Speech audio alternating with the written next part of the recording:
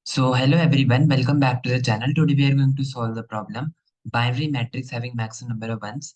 So here is a question: given a binary matrix containing only 0 and 1 of order n cross n and all rows are sorted already, we need to find the row number with the minimum number of 1. Also find the number of ones in that row. So let's discuss how we approach this question. So here is given the question. Here we given two conditions like rows are sorted. Secondly, we are given elements can be 0 and 1. Rows are sorted means since we think that elements are only 0 and 1, so we can say when they are sorted, it will look like something like this. So number of 0 will be 4 and number of 1s will be after. This is something like the condition. Now, here is the example. So here we can see like number of 1s are 3 here. Number of 1s are 4 here. Number of 1s are 2 here. Number of 1s are 0 here. So out of that, max number of 1 is 4. Max number of 1 is 4. So row number 1 will be the answer with the maximum count as 4. Let's say if this row has 0, 0 and 2 ones. So, and let's say this is 0, 0. So its count will be equal to 1. Its count will be equal to 2. Its count will be equal to 2. So count will be same. So when count will be same, we have to print the smallest row number, that is first. So answer will be row number 1, comma count is equals to 2. This is something like the question. So what is a brute force approach? Brute force approach is to directly traverse every row and count the number of ones, and whatever has a maximum count, we can return. And if the count is same, we need not update the row because we already got the smaller row. And so what is this approach? This approach is big O of n square. So we will update it to big O of n log. So let's optimize this approach. So optimized approach is basically based on the binary search. So here basically we are using the upper bound function.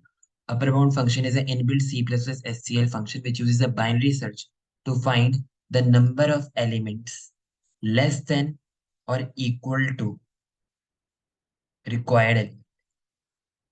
What that means, let's say I have given the element 1, 2, 2, 3, 3, 4, 5, 6. And I want to find the upper bound of, let's say, 3. So what will be the upper bound of 3? 1, 2, 2, 3, 3.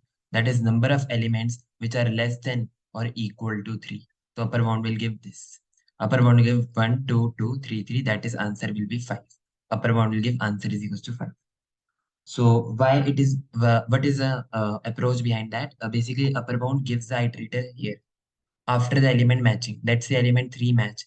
Latest element 3 is here. So it will return the iterator here. That means it is based on, like here we can see, if I index it 0, 1, 2, 3, 4, 5, 6, 7. So upper bound of, when we find the upper bound of 3, so it will return the iterator after 3. So index is 5. So that means number of elements are 5 here. That is the intuition behind what the upper bound working. So like if I go to this row, now if I go to this row, so when we find the upper bound of 0, so it will give the count of zeros. It will give the count of 0 and we can subtract number of elements minus zeros to get the number of ones. So this is the way we get this in big of n log n. So log n is required for the upper bound. Similarly, here we get the upper bound of 0. It will give the number of element equal to 2. So we will subtract 6 minus upper bound of 0 here, which will give me 4. That is number of ones are 4. Similarly, here upper bound of 0 will be 4 and this will give number of elements as 2. N minus upper bound of 0 will give me 2. Similarly, upper bound of 0 here will give 6. So n minus 6 is equals to 0. So here it shows that there is no one here. So let's code this approach. So this is a binary search approach. So initially we are initialize a variable maximum count, and let's say initially maximum row is -1. So let's traverse the every row and let's count the number of zeros by the upper bound function matrix of I dot begin. So here is a C++ STL function which is applied. Starting iterator, ending iterator, then element which we want to search in the upper bound, and matrix I dot begin we will subtract.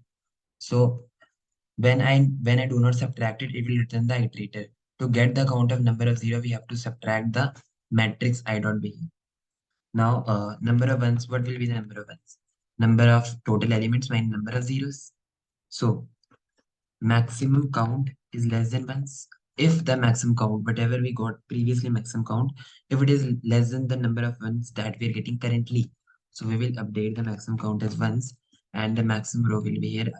But if it is equal, we need not to update it because already maximum row is smaller. Now what we will do, we will return the maximum row or maximum count. So let's update this variable to capital R. So let's check whether it's working fine and let's submit the code.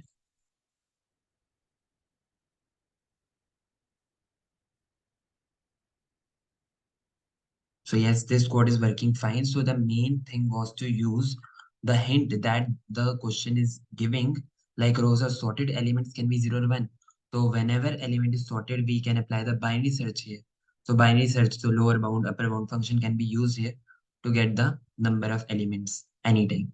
So this was all about approach. This is really easy question. Thank you. Have a nice day.